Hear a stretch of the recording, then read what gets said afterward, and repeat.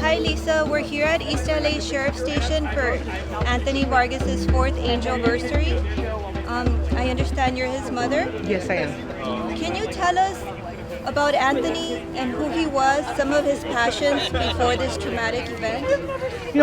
Anthony was actually a very passionate person. He was very passionate for his community. He was very passionate for a lot of things in life. He had the hunger for life.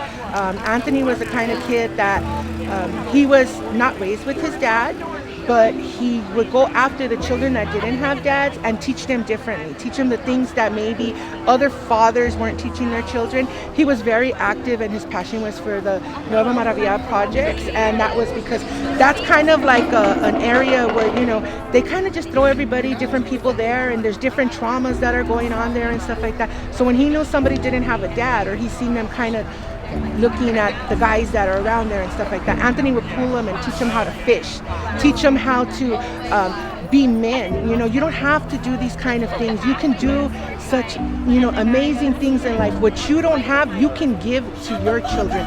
Learning how to be a man, that's what he brought to the table. Anthony was very knowledgeable. He used to love to read. He was like a little nerd there. He used to like to fish. Great barbecuer. He loved to cook. His passion was in his food, and you can taste it. They say that when you make your food with love, you could taste it, and that was Anthony. He loved barbecuing. He had about 5 or 6 barbecuing pits, smokers. He used to make his own rubs and stuff like that. He was very one of those children that teenagers growing up. He was a teenager that you wouldn't think a teenager would want to do these things. They were so into girls and into who they were and their peers. Anthony was a homebody. He actually was grandma's boy. So he was always with my mom, going everywhere with her, helping her, doing what he could. He was a church member. He used to go to a church for a lot of years, and he was always helping with the youth groups. And he started working. He had been working from the age of 14 to the day that he passed away. We got his last paycheck when he passed away. So he was very passionate about the things he did. Christmas would come. If he knew you didn't have Christmas gifts and you were a mother, he would give you something to give to your children. He wouldn't give it to the child, he gave it to the mother to make the mother feel empowered to give it to the child. You didn't have a Christmas tree, he had connections to Christmas trees, or he would go buy Christmas trees, bring them, to the families and help them get those little things. So it was all about family for him. It was all about being that productive member in the family, and he took on the role, him and my older son took on the role as the fathers in our families, because our kids didn't have dads, right? So he knew what he needed, what he wanted, and he was going to give it. He wasn't one of those that was just going to sit there and just say, okay, boo-hoo, I don't have this. No, he was like, what, where other people can't, I'm going to be that person to them. And because he was Christian based, he was a child of God, he had such love and passion in him. He gave everything that he can with his heart. It sounds like it, especially when you say that he loved to fish, and that is such a biblical yes. I practice. just had this conversation. He was a fisher of souls. I told him he was fishing, and actually he fished in this lake. He has so many awards. If you see, there's a picture over here, that picture that's right across from us. There's a picture of him where he's holding 3 fish. Those are fish that he got from this lake. He would come, he knew the fishing game that would come and fill the lake, and he would see what kind of fish were there to get the bait, so that when he would come at 3 o'clock in the morning, set up, go pick up the children from wherever he was going to pick them and bring them and teach them how to fish. What a beautiful soul. Yes, he was very beautiful. What kind of work did he do? When you said you got his last paycheck? Yes, he was working. He was a stalker, so he would go and he would stalk the markets. For a while, he was working at a warehouse that the church at the time had. So he's always been like a stalker, right? But I look at it like my son was learning how to stalk life. All of the things that were going on in life, he was able to stalk them and put them together and organize things. And that's what he was. He was an organizer. So he has very. The one thing that I can take back from my son is that my son was very mindful of everything he did. Everything he did had meaning to it.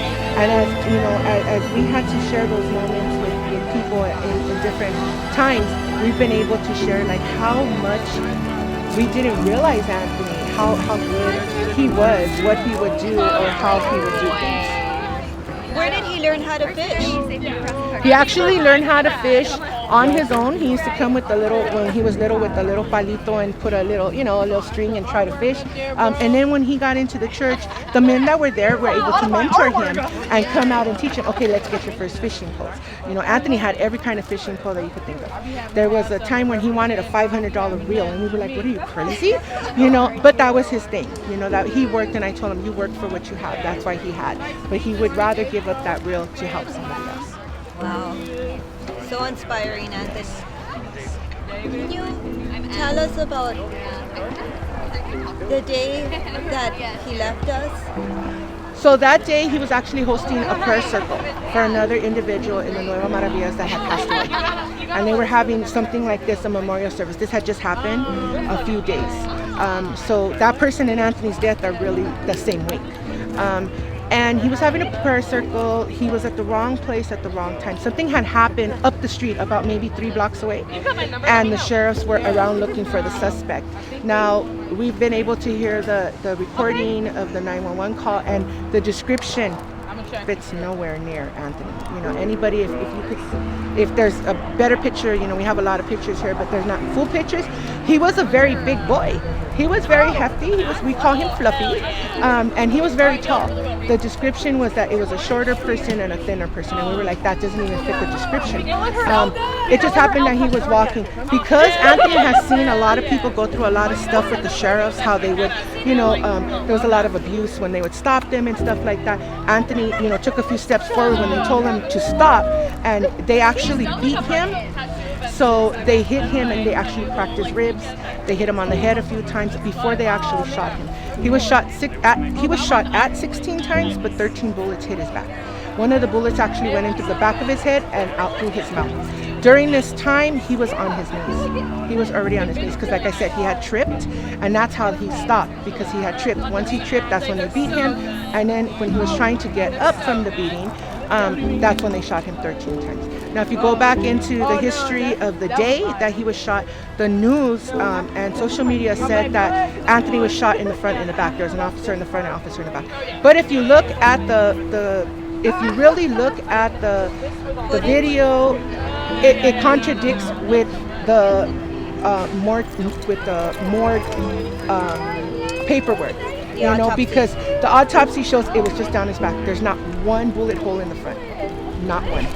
So that's where it started getting questionable. We started doing a lot of research, and we found out that the 2 individuals that killed my son, the actual shooters, came out of the sheriff's department, and they were also prospects of Los Banditos. So we've been fighting Los Banditos. We've been fighting this. Now, if you go back, I was a victim of their trauma, of how they would traumatize our society back in the 80s and 90s. So I already knew there were gangs, but I kind of grew up and I kind of let it go because I changed my life, and I was like, I never had any encounters with cops after that. But I knew there was always gangs.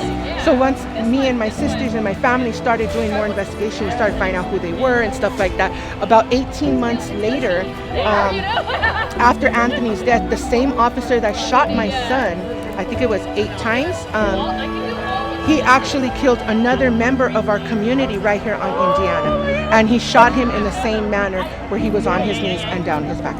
Yes, it is very well documented that there's organized criminalized gangs within the institution of the East LA Sheriffs.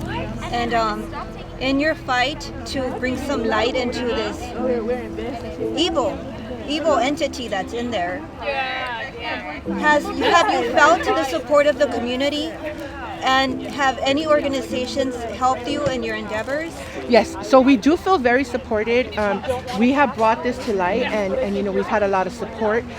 We have very powerful people that have supported us. We have Central CSO, we have ACLU, Check the Sheriffs, we have Black Lives Matter, we had SEA, you know. We have all these organizations that have came out and supported us emotionally. Because it's not about supporting us financially or, you know, just the presence of you. It's the emotional support. On those moments when we feel we can't stand, they lift us up and they tell us, you can do this and we'll help you. If you can't take another step, guess what? We're going to hold you and we're going to move those legs for you. You know, so those are the moments that we need, because it's not just benefiting. This whole struggle is not just benefiting one person. This is benefiting our whole community. This is so that our Black and our brown brothers stop getting killed. so that our black and our brown brothers have chances to show forward their true potential that they have in life. There's people that have been killed. They may have gone through a struggle, but you know what? We don't know. They could have been doctors. They could have been lawyers. They could have been fathers. You know, even fathers, great fathers. You know, you shouldn't stigmatize people based on what's happened to them or what they're going through in the moment, because there's always a future. There's always hope. And we don't know what these people are going to become. I look at people like individual miracles. So we never know how much potential. We never know what their true calling is in this life. And if I don't have that hope, if I don't have that faith in the next person, then I'm just going to degrade them and make them feel like they can't give me their full potential. Right. It's about humanizing humanity. Yes. And not believing whatever narrative the media wants to say or the organized crime gangs want to say in order to push their agenda. Yes. It's about humanizing it, and it's very evident here. Yes. What does justice look like for you, or what does justice look like for Anthony Vargas? So justice for us is going to be to get these people to have the different mindset. They can't just kill us. We're not shooting targets. We're not just a piece of meat where they can just choose to shoot at any time that they want. They need to understand that we are humans. You know, we are what makes this community. They are not. They all can go back to their cities. None of these people live here. So they don't have to worry about it. But just like they came into our community, we're going to go into their communities. And we're going to make sure that people understand who they are. Because coming against my family is not an option. You know, we have very powerful people, strong women in my family. And our ancestral line is just so, you know, amazing. You know, we've come from a strong group of strong single moms. So we know the struggle, we know what it's like, and we're going to continue to fight for it. Justice for me is making sure that I can protect another individual. I don't care if you're black, I don't care if you're brown, I don't care if you're yellow, I don't care if you're purple, I don't care if you're black. You're not going to use us as target practice. Very good. And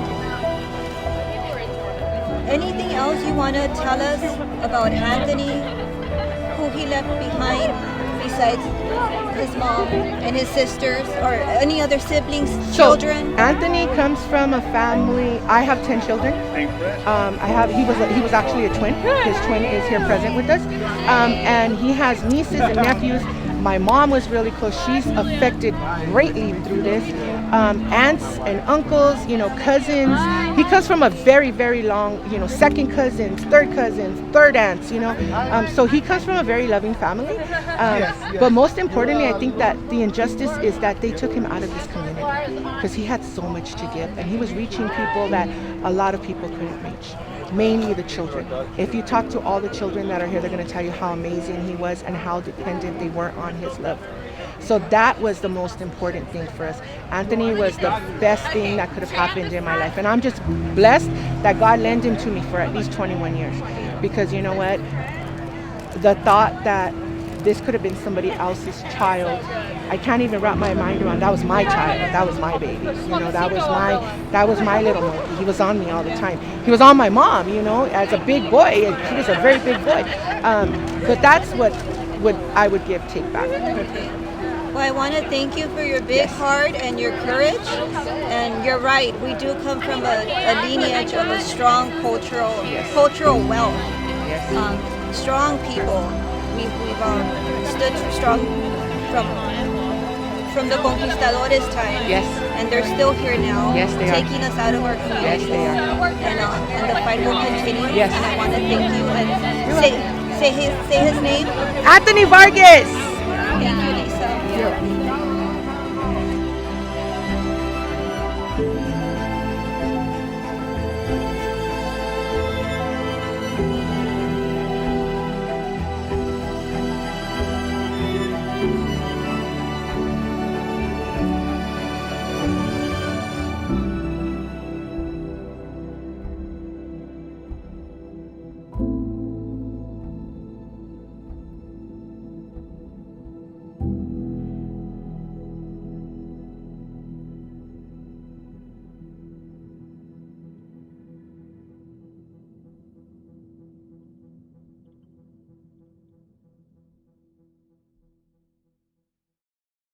Here with, please give us your name. My name is Albert Corrado. Okay.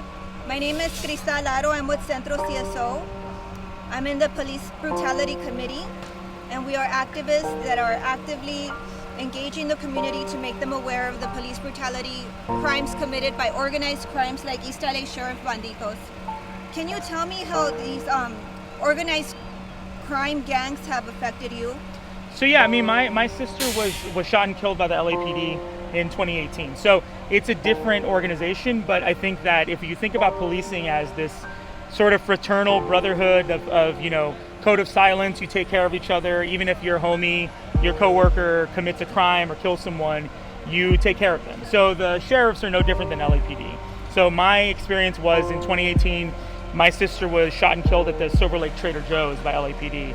So they were chasing a suspect, and the guy ran inside to the Trader Joe's, and they shot 8 rounds into the crowded Trader Joe's on a Saturday afternoon, and one of the shots hit my sister and it killed her. And since then I've become an activist, talking to families like the Vargas family and other families who've been affected. And you know, what I always say is, like, one person being killed affects hundreds of people, right? Their coworkers, their family, their friends, and the ripple effect is seen throughout the city. And so if you think about how many families are affected by the sheriffs, by LAPD, that's thousands of people who are affected on a yearly basis. You know, if LAPD kills, you know, 100 people, that's 10,000 people who are then affected by these things. And so it really has a really awful effect on our communities, on our psyches, on the way that we view our own neighborhoods and our own, you know, safety.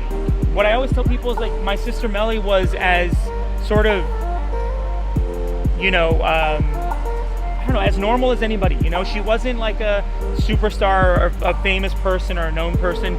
She was very much a person who grew up in Los Angeles, you know, loved the Dodgers, did all the stuff that you sort of do, loved to go and get beers and drink and party and have a good time. And, you know, she was killed, and to me it was the worst thing that ever happened to me. And it's the worst thing that's ever happened to my family. And it's interesting to think about, you know, someone can be living their life and be just going about their life and doing what we're supposed to be doing, working a job and going forward with your life and trying to figure your shit out, and you can be killed, and then you become one of the faces of this sort of movement. And you know, she's not here to see the movement that she's helped spur forward. You know, Anthony Vargas is not here to see how many people have mobilized in his name as I am. And so yeah, she was I don't know, she was so many cool things to so many people, but ultimately she was a very regular person working her job, and the state visited violence upon her. And because of that, you know, I've spent the last 4 years coming to Angelversaries and talking about her in a way that, you know, it hurts me, because it's to say, you know, she was as opposed to she is. I should be talking about my sister. You know, none of us should be here. The Vargas family should be with Anthony celebrating something or going out to dinner or to brunch or whatever. I should be with my sister drinking wine and having a good time, and we're here at a park to celebrate the people that we love and that we lost. Prior to this event, tragic event of violence and negligence by the law, were you involved in any type of activism at all? So she was my younger sister by 3 years, and we have an older brother who is 10 years older than I am and 13 years older than Melly. So she was the baby. I was a middle child, so I'm a classic middle child, always striving for attention, and she was very much the baby of, like, oh, take care of Melly, Melly's the baby, whatever. And she loved to kind of, like, she kind of hated that, and she kind of loved it. Like, oh, I hate being the baby because, you know, in Hispanic households, like, you're the one who's supposed to take care of the parents. But she loved it because she got all the treatment and be like, oh, you're the baby and we love you. But before she was killed, I mean, I don't know that I was ever. I maybe went to a march or a protest here and there to protest police brutality, or I think when Trump got elected, you know, we went out and marched or whatever. But I was never like, you know, I'm sad to say I was never the person who was out there like, you know, putting my fist in the air, being like, we need to, because I think what happens is you see what's happening around you and you're like, yeah, that's really messed up, and you know what, like, I feel for those families, I feel for those people, but until it comes to your door, you can't really understand what it's like. And that's, you know, a lot of the work that I do is advocating for my sister, but also advocating for people to get involved. And I tell people, I'm like, you know what, your loved one should not have to be killed for you to care about them.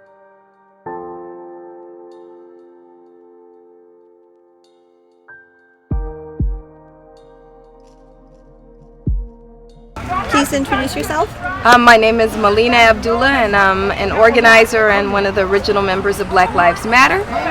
And we have been organizing with Central CSO before there was a Black Lives Matter, and also with the family of Anthony Vargas for the last 4 years. And so we're here to stand in solidarity, to demand accountability, so we're here to uplift the family, to uplift Anthony's spirit, and to demand really an end to the sheriffs and sheriff's gangs. And that's the work that we're here to do. Thank you. Yeah. And anything else you want to say that you take it, Sure. I mean, really, people have asked like what our demands are. Our demands begin with this sheriff's accountability measure, right? So we're absolutely trying to pass a measure that will hold a system of checks and balances so that we can impeach sheriffs when they behave the way that Alex Villanueva does, when they behave the way that Lee Baca did, when they behave in unjust ways. But we also know that beyond that measure, the sheriffs themselves are an unjust institution. And so we have to reimagine what it means to be safe. Anthony Vargas should have been able to be in his community, to do the work that he did in community without being targeted by the sheriffs. And East LA sheriffs in particular have targeted so many of our folks. We need to especially stand up against the East LA Sheriff's Department.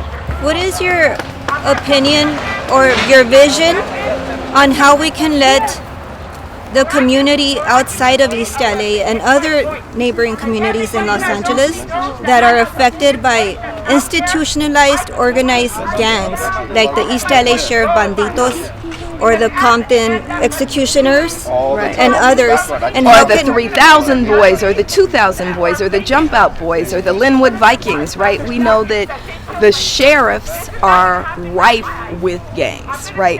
So they're not ending gang violence, they are the gang violence. And so we need to make sure that we expose these sheriff's gangs, expose gangs like the Banditos. We think the sheriff himself, Alex Villanueva, is a member of the Banditos, right? So we need to expose them, but we also need to remember that the sheriffs themselves are founded in order to kind of be this violent entity. And so we have to create community solutions for public safety that are not tied to policing and sheriffs. Thank you so much. Thank you very much. Thank you.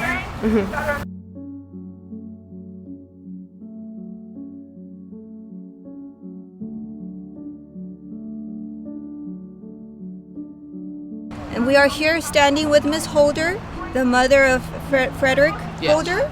Ms. Holder, can you tell us about who your son was before he was traumatically taken, and then we can talk about how he was taken from you?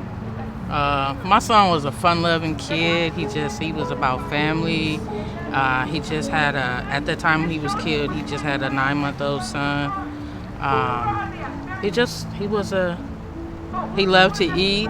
The last day I saw him, he came to the house, and he has all his hair. So, he's like, well, Mom, can you, braid me up? I'm just like, yeah, I love to get in that stuff. I've been waiting for a minute, right? Because you walking around looking like a zombie. They sat down, and he said, well, Mom, can I get a bowl of cereal? So I said, yeah. He sat down, he ate 3 bowls of cereal. So now I got an empty bowl, some dirty dishes, no milk, and no cereal. Braided him up, and he was like, Mom, I said, well, you came over here with the nappy head, you was coming over here, you should have combed it out. So we combed it out and got him together, and he was like, thanks, Mom, you hooked me up, you the best. He said, can I get one more bowl of cereal before I leave? So he ate the cereal, and I walked him out to the car, and he gave me a big hug, and he said, thanks, Mom. He said, you the best. He said, I'm gonna call you when I get to my destination. I said, all right, I'll be waiting. And 7 days later, we get a phone call. My son died June 23rd, 2021, and it took them 7 days to call and tell us that he was dead. And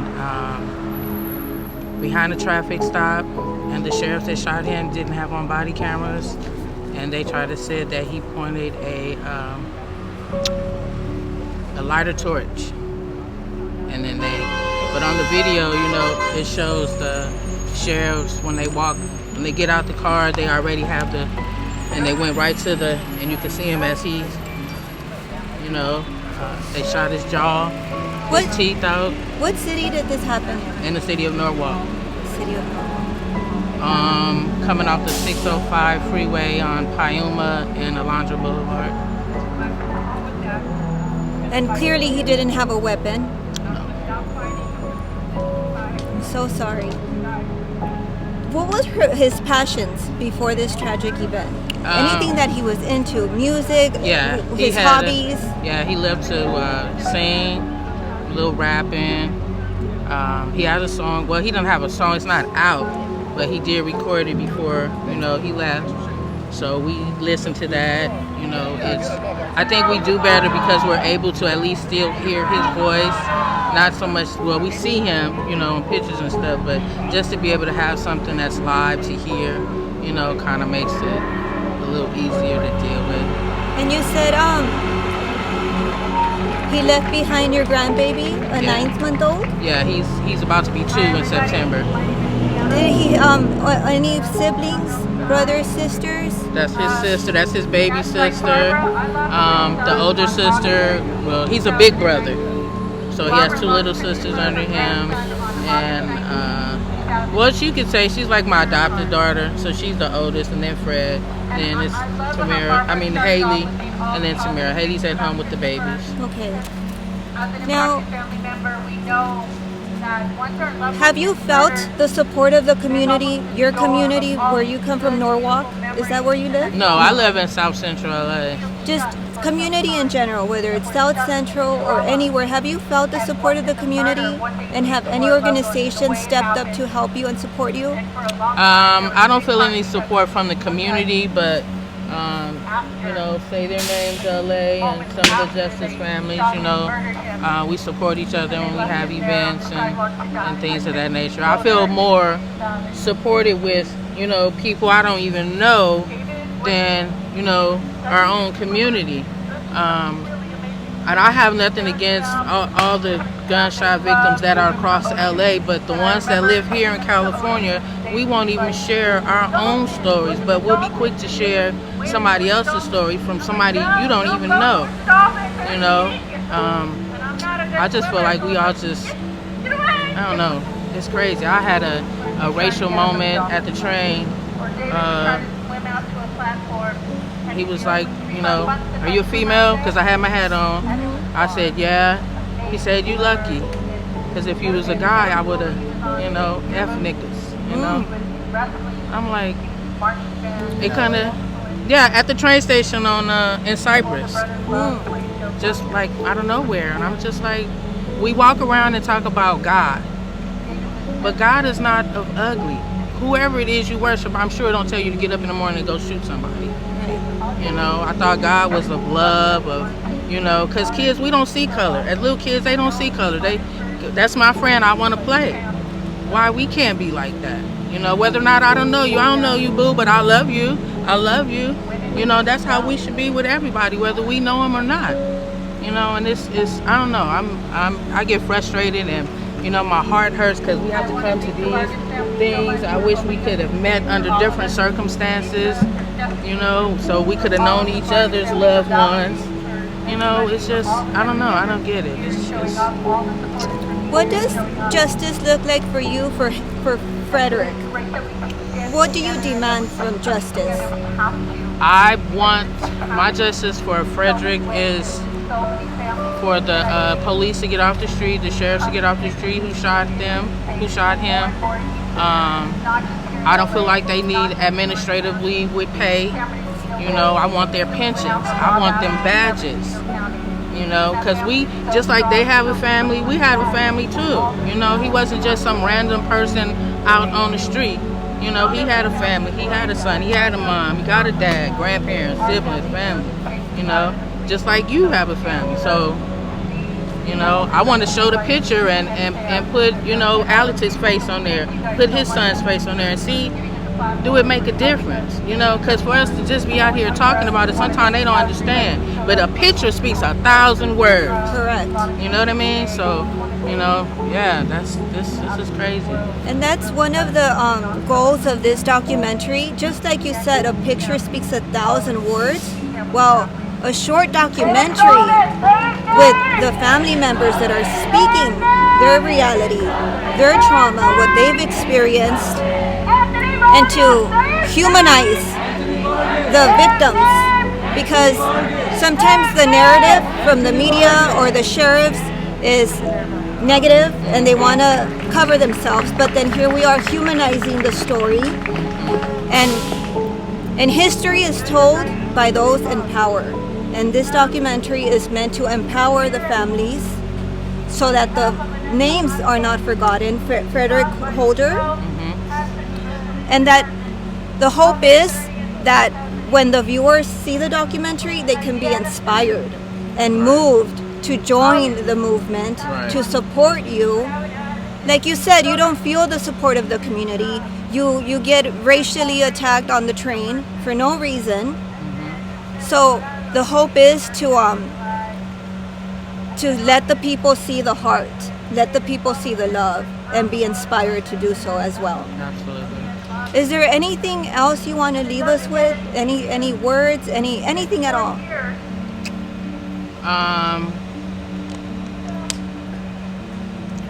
We should just love each other for who we are, not the color of our skin, not what we have, just us.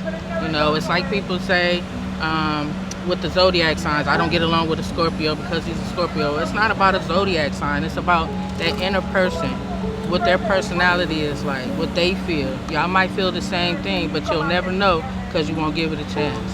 Right. Thank you, Ms. Holder, and thank you for your love, your heart, and your courage. And say his name, Frederick Holder. Frederick Holder. Say his name. Frederick Holder. Thank you, Ms. Holder. Thank you so much. I appreciate you guys. Thank you.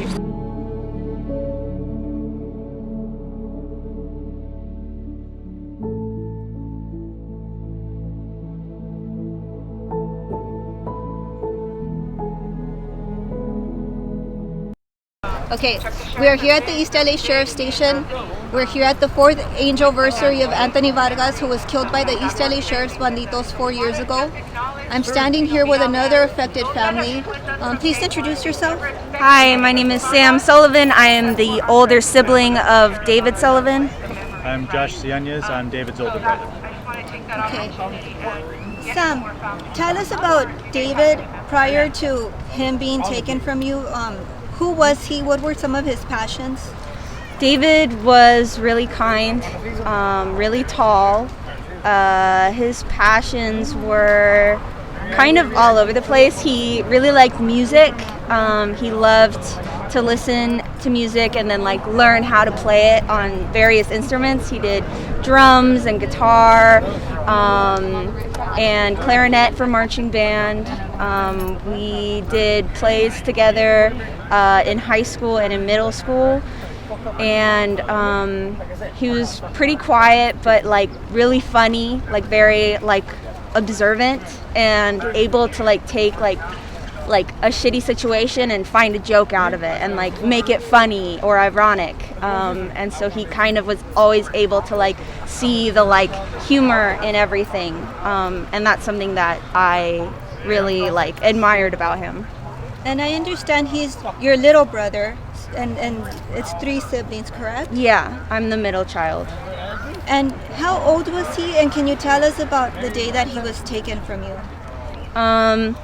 He was 19, and the day he was taken, I was moving to Los Angeles for the first time, and we set up my house, and he really wanted to move to LA, but we couldn't find housing for everybody, and I went by myself, and I wish that he could have came with me, because then that wouldn't have happened. But he decided to run away, and he took a car from his work at a gas station and took off for quite a few hours. If he wanted to be gone, like out of the state, he could have been, because there was several hours in between him taking the car and getting pulled over. But he was still in the same area. So I think that he was, driving around trying to figure out where he was going, what he was doing, maybe how to get out of whatever situation he had gotten himself into. He had never been in trouble before. He had never, so much as gone to the principal's office in school. Like, he was like he was a good kid, So I think he was in over his head. The police pulled him over and took his California ID, and the officer remarked wow, what a he's compliant, he's fine. They took his ID and they were identifying him. David was being calm, and then they ran the plates, and the plates said that the car was stolen. After they got that alert, they escalated everything. So they were calm and he was calm in the first part of the interaction. In the second part, once they found out that the car was reported stolen, they rushed the car, which is against policy. They throw open the door and start grabbing at him and telling him to get out of the car, which is against policy. For their policy, they should have stood back and called for backup, but instead they wanted to handle it on their own.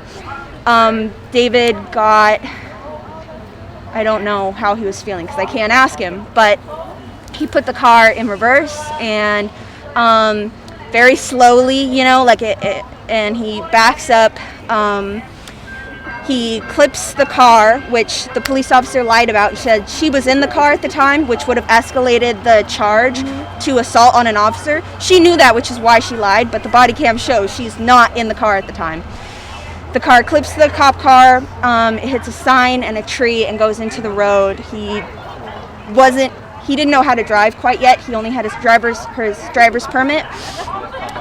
So I'm guessing that he just hit the gas in reverse, and it was out of his control. The car gets disabled. The police officers say, "Get out of the car." He gets out of the car. The officers do not give him any other commands besides get out of the car. He's out of the car already. They say get out of the car again. He says fuck you, and he starts running. And at that point, the officers decide to fire, which makes no sense whatsoever, because now that he's out of the car, he has no weapon. His arms are his hand. There's nothing in his hands. He's confused because he's running around in circles, and they just keep firing the shots hit him, and they think, oh, he's not complying, he's not doing what we say, so we're going to keep shooting at him until he's dead. It doesn't make any sense why they shoot to kill rather than talking to somebody or trying to figure out what's going on with the person. And we found out that later that night. Yeah, I'm so sorry, and thank you for your courage for sharing this. I know that it's not easy, and even though this happened 3 years ago, it's like it happened yesterday. Every time you have to recount the story and relive it. Yeah, but we have to keep reliving it for other people, so that way they realize what happened and how important it is that we don't let this get swept under the rug, because there's over 1,000 people getting killed by police every year. That's way too many casual losses. These are civilians, these are people with lives, and it's impossible to think that 1,000 people who just got murdered by the police by accident is acceptable in any way. Correct. Prior to this tragic event, were you involved with activism of any sort prior to this? Not really. I went to a few gay pride events, but I wasn't really an activist. I went to UC Santa Cruz, and they had a lot of protests on campus, and I was really interested in that. They had strikes and stuff. I was never emotionally invested in the cause, so I never really felt the need to show up as much, but looking back, that really did help me kind of get oriented in protesting, because I had like some experience from seeing other people who are really passionate about protesting and being able to put it into my own life.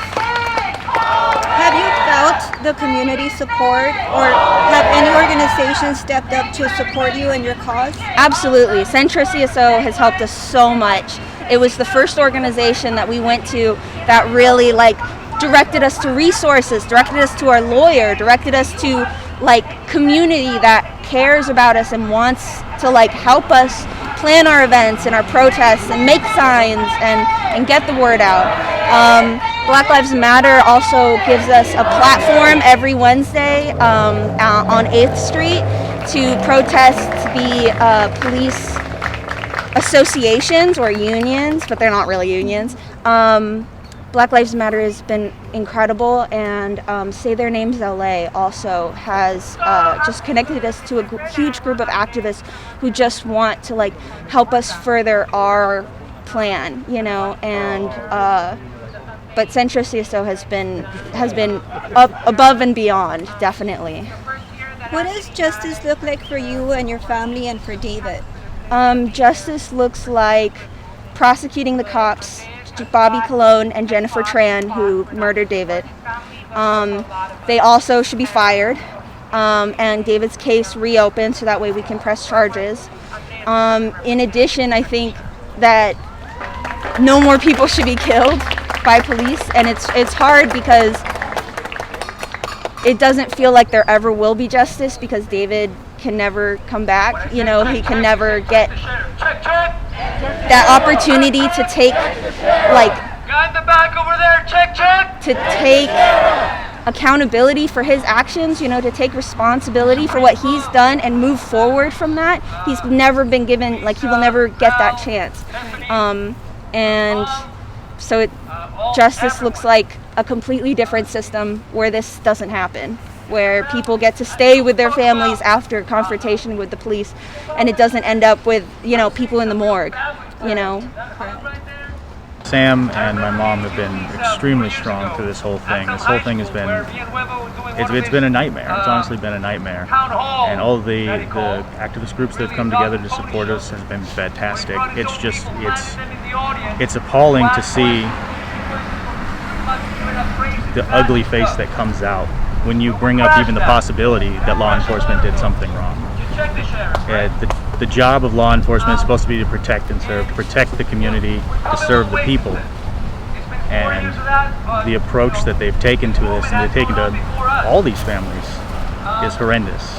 So we really have to say thank you to all the groups that have supported us. It's been fantastic. So thank you. And thank you for being a voice for David, for yourself as well as your family, for empowerment, and thank you for coming out here because it's not easy.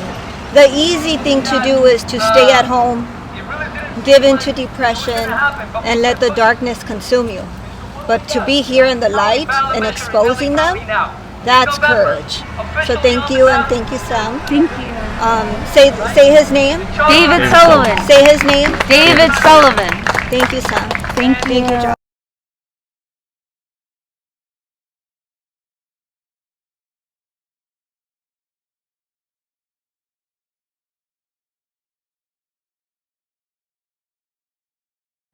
And that they refused to help her when I begged for help for her. And so again, I thank you all for being here, for standing with the families, and I'm so grateful to see all of you, and I love you. Say her name! Vanessa Marquez! Say her name! Vanessa Marquez! Say her name! Vanessa Marquez! Thank you.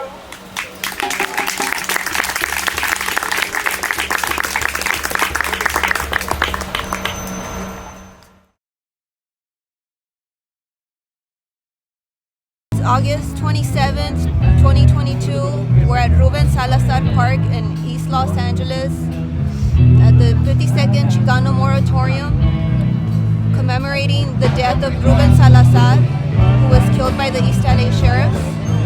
I'm sitting here today with Chuy Chavez, the brother of Leonel Chavez, who was murdered by CHP on September 28th, 2021.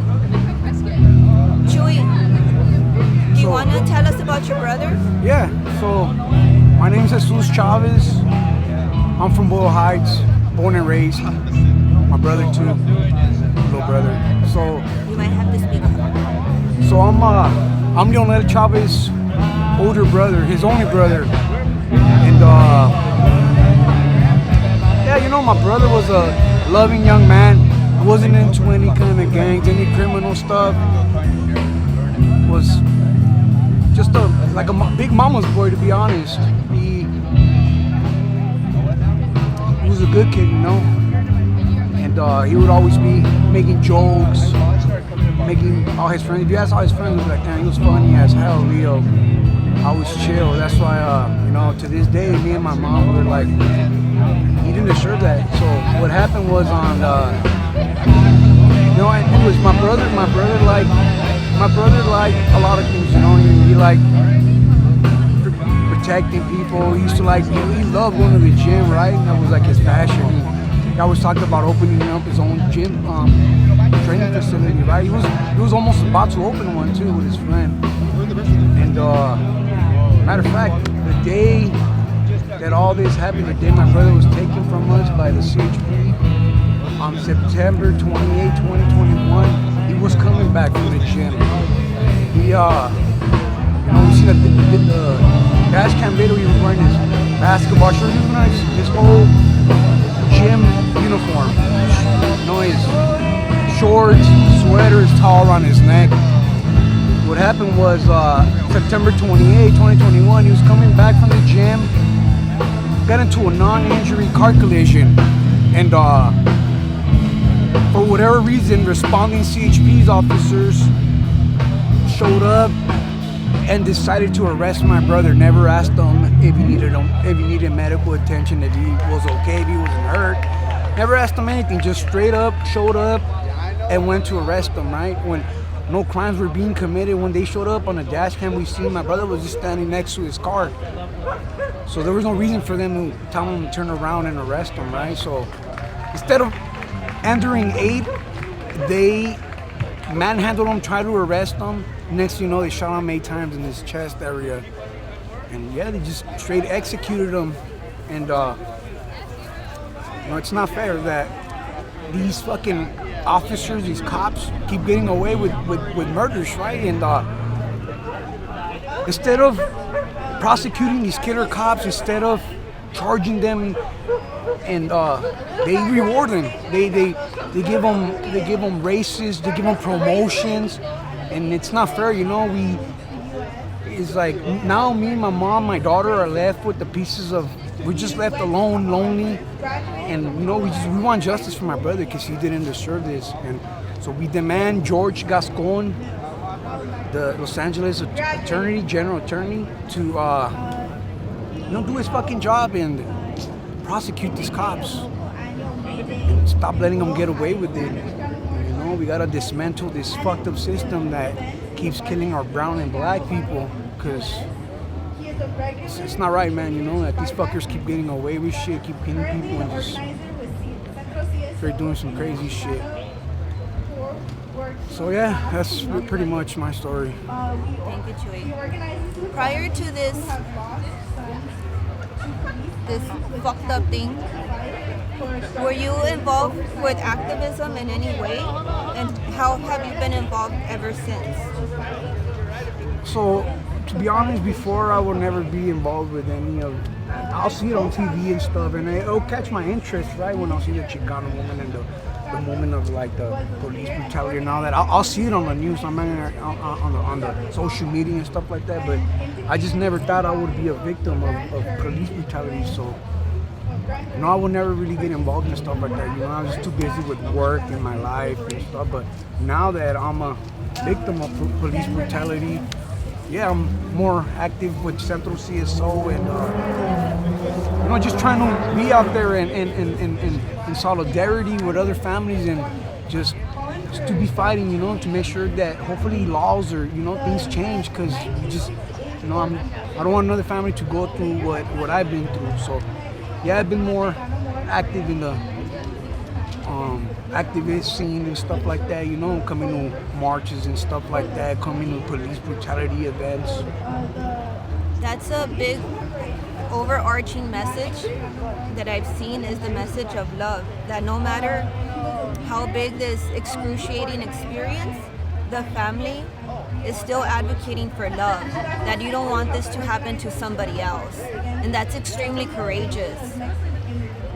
What does justice look like for you? And what does justice look like for Leonel Chavez? So what justice looks like for my family and Leonel Chavez is for the officer that executed him, because he was unarmed. He didn't have no weapons. He was under the influence of any narcotics, any drug. What justice looks like to me, my family and Leonel, is for this officer to be brought to justice and accountable for what he did. Not rewarded and a pat in the back, like good job. We need justice, and we need this officer to serve time. We need them to take his right to own a weapon, for his right to be an officer, so he won't do this again to no one. So this is what justice looks like. Us want him to go to jail and rot there for the rest of his life. Right. I understand. Leonel Chavez was 24 years old, and he had his entire life ahead of himself. So it's only fair for the cop that took his life to spend the rest of his life in jail. Yes. So we seek justice for Leonel Chavez, and we thank his brother Chuy for his strength, his courage, and his love that he has. Thank you, Chuy. I just want to add, we need to change the system, because somehow, some way, we find ways, the cops find ways every day in America to de-escalate white people, but us, we're not allowed to have a bad day, and that's not right. We need to change this shit. We're done watching these fucking assholes abuse us and use us. It's over. We need to defund the fucking system. We need to dismantle this fucked up system that keeps fucking killing us brown and black young people. Right. That's a very good contrast. You have the shooter that just happened in 4th of July in Chicago, and he was apprehended. From his vehicle, he had an AK in his trunk? Yes. Some type of big artillery rifle, and he was peacefully apprehended and taken into custody, and he was a young white male. So the contrast is extremely stark, and it's evident, and you can no longer hide it. And whatever hides in the darkness is always going to be shown by light. And so this is what we are doing. It's a movement to bring justice. Thank you, Chuy. Thank you. Last year had a forum of families who have been victims of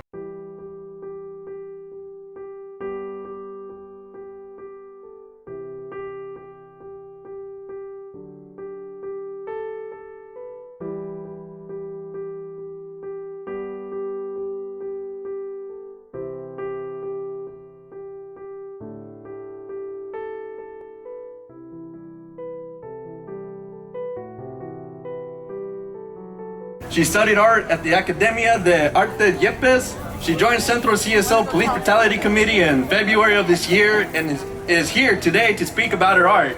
Give it up to Cristalharo.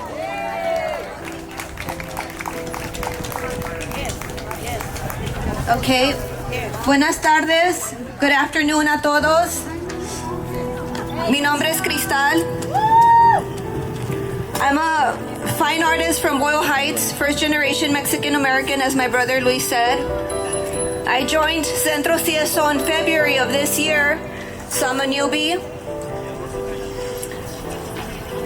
I was drawn to CSO after the George Floyd uprising, and then I saw CSO live in action a couple years ago at the Mariachi Plaza, and I said, whoa, I want to be like them one day. And so here I am today, and when I joined, I was compelled to join the police brutality committees because of all the brutality. It's hard to keep living this way, in this manner. So today I'm here today to dedicate a painting that I just finished. The painting is here on the floor because we couldn't get it up on the stretcher bars, but you're welcome to come and see the painting. It's acrylic on canvas, and it's titled Madres 1034. There's a biblical passage Now, I'm not a big Christian, but I do believe in God. I do believe in the Virgin Mary. So there's a biblical passage that says, I did not come to earth to bring peace, but a sword. Now, there's a woman here in this painting that represents all of the mothers of all of the victims that have been assassinated by police, sheriffs, CHP. So I'm here to dedicate this painting to the mother of John Horton, Miss Helen, the mother of David Ordaz Jr., Edelmira, the mother of Edgar Ortiz, Maria, the mother of Leonel Chavez, Maritza, the mother of David Sullivan, Diana, the mother of Anthony Vargas, Lisa, the mother of Marco Vasquez Jr., Leticia, the mother of Paul Rea, Leah, the mother of Fred Holder, April. I'm also dedicating the painting to the tias, Stephanie, Valerie, the tias of Anthony Vargas, the sisters, Hilda, Gabby, the daughter, Emily, the widow, Jasmine of David Ordaz Jr. It's incredible to speak to these women and get to know them. Oh, I forgot, I'm sorry. Also the siblings of David Sullivan, Sam, and Josh. It's incredible to speak to these families and get to know them, and despite this tremendous atrocity that has happened in their lives, their overall arching message is love. It is so easy to succumb to the hatred or the depression or even suicidal ideation. Instead, these women, these families are out here today. They're out here every day fighting for justice. And if that's not the biggest message of love as proof on earth, then I don't know what is. Back to the description of the painting. There's a lot of symbolism. You could talk to me on the side if you want to know more about it. But in general, it's this woman with the sword that she has driven through the skull of the East LA Sheriff Bandito. There's blood coming out of the skull. On her chest is the tattoo of the Virgin Mary to symbolize the love that these women, these family members represent in their heart and soul. Behind her are two Quetzalcoatl feathered dragons from the Aztec times, relics of her ancestors that are still guiding her and giving her strength. They form an infinity symbol behind her to unify the infinity of the love that they have for their loved one. And it also does the logo of the medical symbol with the two snakes to signify the healing that they're going through every day. I would like to end this by saying, let's make it count. Let's stand up with the families in solidarity. Let's vote yes on the Measure A that will be on the November ballot to give the LA Board of Supervisors the power to boot out the bandito. And last but not least, I would like to dedicate this painting as well to my sister, Sol Marquez. If it wasn't for her, I wouldn't be given this platform to share my art, and I want to thank her. The land that our people have been on for thousands of years. I want to thank Creator for this day, for this beautiful day, this beautiful gathering. It's a beautiful day out here to stand, enjoy, and reflect on what's happened over the past years of struggle. On our past lives, joined us last year. On our sister V, who was also a member of A.